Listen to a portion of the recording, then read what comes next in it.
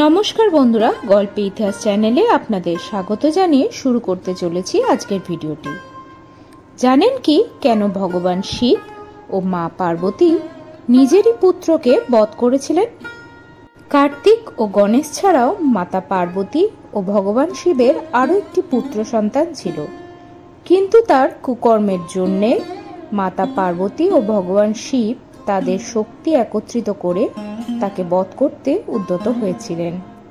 মৎস্য পুরাণ, কুর্ম পুরাণ, লিঙ্গ পুরাণ, পদ্ম পুরাণ ও শিব পুরাণ সহ বিভিন্ন হিন্দু গ্রন্থে তার গল্পের উল্লেখ পাওয়া যায়। শিব পুরাণের গল্পানুসারে একদা ভগবান শিব মন্দার পর্বতে ধ্যান করছিলেন।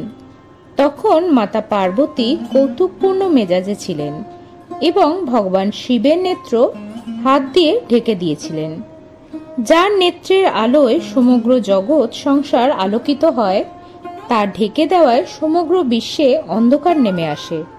তখন ভগবান শিব তার তৃতীয় নয়নকে প্রকট করেন। তৃতীয় নয়নের অগ্নির তাপে ভগবান শিব ও মাতা পার্বতীর শরীর থেকে ঘামের বিন্দু মাটিতে পড়েছিল এবং সেখান থেকে এক ভয়ঙ্কর অন্ধ শিশুর জন্ম হয়েছিল। দৈব ঔরসে জন্ম হলেও শিশুটির মধ্যে অসুরের প্রবৃত্তি লক্ষ্য করা যায়। সেই সময় অসুররাজ হিরণ্যক সন্তানের কামনায় দেবাদিদেব মহাদেবের তপস্যা করছিলেন। তখন মহাদেব তাকে সেই সন্তান উপহার দিয়েছিলেন এবং তার অন্ধত্বের কারণে তার নাম রাখেন অন্ধক।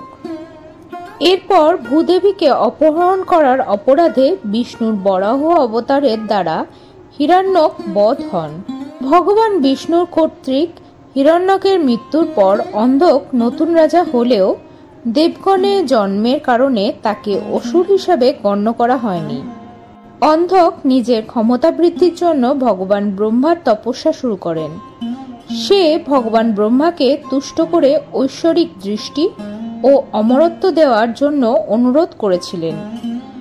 ব্রহ্মাদেব তার ইচ্ছাগুলি মঞ্জুর করেন এবং এটাও বলেন যে তার জন্মদাত্রীর ওপর কুদৃষ্টি দেওয়ার মতো ঘৃণ্য কাজ করলে তিনি তার পিতামাতার হাতে বধ হতে পারেন।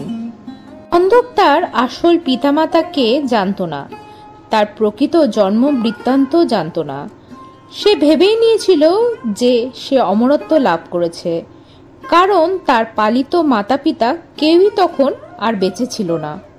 ব্রহ্মার বরে অন্ধকের শক্তি শতগুণ বৃদ্ধি পায় এবং সে 3 লোকেরই অধিপতি হয়ে ওঠে। অন্ধক তার মন্ত্রীকে জিজ্ঞাসা করে শক্তি, প্রতাপ ও ধন সম্পদে তার সাথে মিল রাখতে পারে জগতে এমন কেউ আছে কিনা। তার মন্ত্রী বলেন, জগতে সর্বাধিক শক্তিশালী সম্পদে পরিপূর্ণা দেবী অন্নপূর্ণা তথা দেবী পার্বতী কৈলাসবাসী দেবাদিদেব মহাদেবের পত্নী। তার সমান অপরূপা সৌন্দর্য জগতের আর কোনো কিছুতেই নেই। অন্ধক তখনও নিজের জন্ম পরিচয় সম্পর্কে সম্পূর্ণ অজ্ঞ।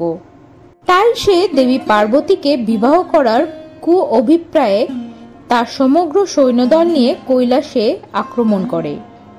ভগবান শিবের আদেশে তার শক্তিশালী গণেরা অন্ধকের সেনাদের পরাজিত করে। অন্ধককে দেবাদিদেব মহাদেব তার ত্রিশূলে বিদ্ধ করে কৈলাসে নিয়ে যান এবং ভগবান শিব দীর্ঘ দিবস অন্ধককে ত্রিশূলের উপর উল্টো করে শুইয়ে রেখেছিলেন, যতদিন না অন্ধক আত্ম অনুশোচনায় দগ্ধ হয়ে শুদ্ধ চিত্তে ক্ষমা প্রার্থনা করে।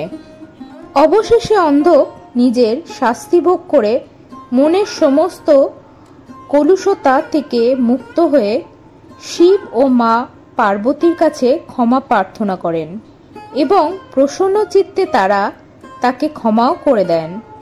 ভগবান শিব তাকে তার প্রিয় গণ হিসেবে কৈলাসে থাকার অনুমতি প্রদান করেন। আমরা সবাই দেবাদিদেব মহাদেবের প্রিয় গণের মধ্যে নন্দী ও ভৃঙ্গির কথা সবাই জানি। বলা হয় এই ভৃঙ্গি হলো অন্ধক। তাহলে বন্ধুরা, ভিডিওটি কেমন লাগলো তা অবশ্যই কমেন্টস করে জানাতে ভুলবেন না। সাথে থাকুন, পাশে থাকুন গল্পের ইতিহাস চ্যানেলের। নমস্কার।